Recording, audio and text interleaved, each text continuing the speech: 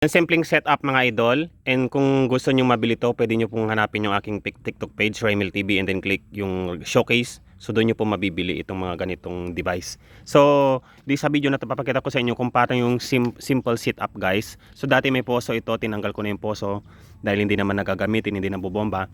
So ginawa ko ay naglagay na lang ako ng ganito. So nagamit din ako ng goma para maiwasan na rin yung mga singaw-singaw at tuloy-tuloy po yung ating water pump. So kagandahan dito mga idol ay pag isisindi mo to, tsaka lang aandar to. Dahil dito, yan o, sindi natin ayan. So napansin nyo po, umandar yung makina at naglalabas na siya ng tubig. So automatic siya. Ang reason kaya po kahit walang tangke ay meron pong pressure yung tubig natin. Naglagay tayo ng mga pipes papunta dun sa kusina. Meron din hanggang sa CR dito sa lumang bahay. So pag in-off naman natin yung switch or faucet na nilagay natin, ako hindi na faucet ang ginamit ko dito kasi para mas malakas pag maghuhugas tayo ng sasakyan or magdidilig, kaya yun ang ginawa ko. Gumawa na lang ako ng ganyan. And yun, napansin nyo po guys, nag-stop na po yung machine dahil po wala na pong naka-on na mga faucet. So sisindi lang siya, aandar ulit siya kung merong pong i-switch na faucet. So yun po yung trabaho nitong color yellow na to. Yan, sa mga nagtatanong, ang tawag po dito ay automatic pump switch. So smart switch po siya. Pagaganahin lang niya yung motor kung may gumagamit sa gripo. So sampulan natin mga idol, i-switch natin ito. Ayan o. Ayan. So pag sinitch natin mga idol, gumagana po siya. Umaandar muli siya kasi yun, may nakabukas na faucet. So ngayon, pag isasara natin ay maghintay lang tayo ng ilang segundo at automatic din mag-shutdown or mag-turn off yung ating water pump. So kagandahan dito, may nagtatanong, di kuryente nga po ito, 220 volts at kung matipid ba ng kuryente? Yes, matipid po dahil 370 watts lang po ito at 0.5 HP yung power niya. So advisable siya sa gamit sa pantubig sa CR or panghugas sa mga lababo.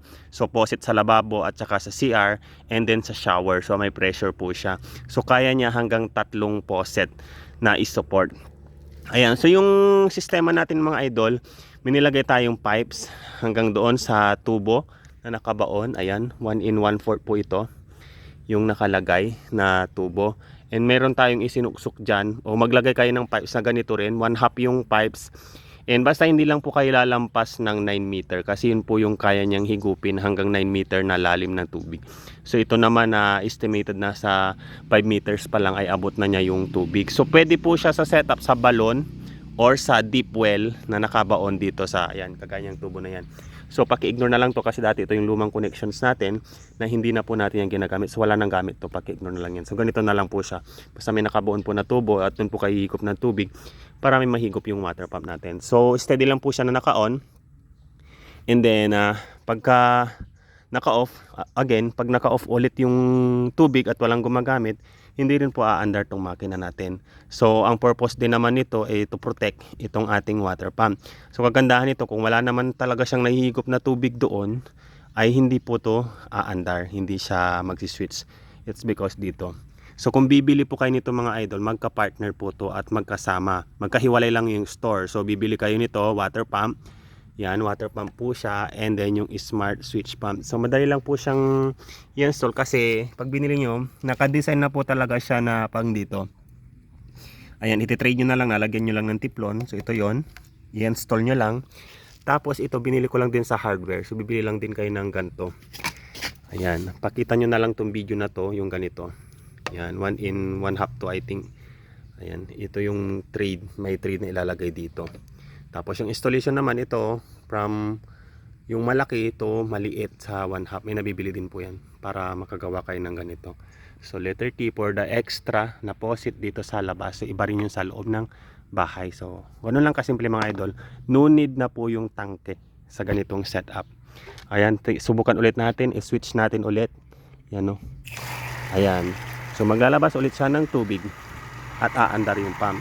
So as long as may faucet na nakabukas, aandar din yung makina natin. Pero pagka in-off naman natin, ayan.